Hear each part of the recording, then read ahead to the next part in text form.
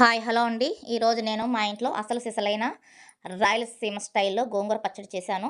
అది ఎలా చేశానో చూపిస్తాను. ముందుగా మన ఛానల్‌ని ఎవరైనా కొత్తగా చూస్తా ఉంటే ప్లీజ్ ఫ్రెండ్స్ సబ్స్క్రైబ్ చేసుకోండి. ఇలా వేడి వేడి అన్నంలో కొద్దిగా నెయ్యి వేసుకొని అందులో ఈ గోంగూర పచ్చడి పెట్టుకొని పక్కన అప్పలం పెట్టుకొని నంచుకొని తింటే సూపర్‌గా ఉంటుంది.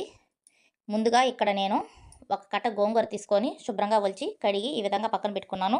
ఇప్పుడు స్టవ్ వెలిగించి ఒక బాండలి పెట్టుకొని అందులో 2 స్పూన్ల ఆయిల్ వేసుకున్నాను. ఇప్పుడు ఇందులో మన కారానికి తగినంత ఎండుమిరపకాయలు, ధనియాలు, జీలకర్ర, అలాగే మెంతులు వేసుకొని వీటిల్ని దోరగా వేయించుకోవాలి. ఇలా వేయించుకున్న వీటిని వేరొక ప్లేట్లోకి తీసుకొని పక్కన పెట్టుకున్నాను.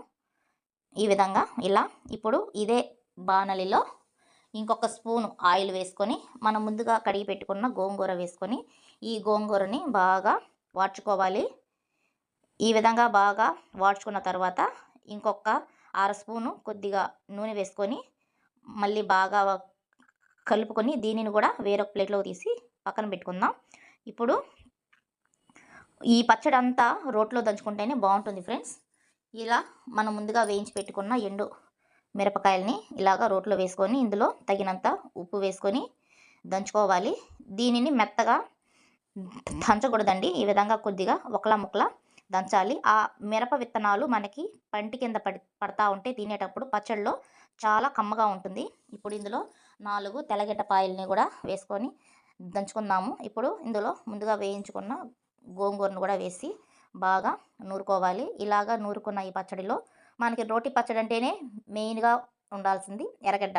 ఇప్పుడు ఎర్రగడ్డ వేసుకొని దంచుకుందాము. ఇలాగా ఈ విధంగా దంచుకున్న ఈ పచ్చడిని వేరొక గిన్నెలోకి తీసుకుందాము. ఇలాగా చేసుకున్న ఈ పచ్చడిని వేడి వేడి అన్నంలో వేసుకొని తింటే సూపర్గా ఉంటుంది ఫ్రెండ్స్. ఒకసారి ట్రై చేయండి, చాలా బాగుంటుంది. ఉంటానండి.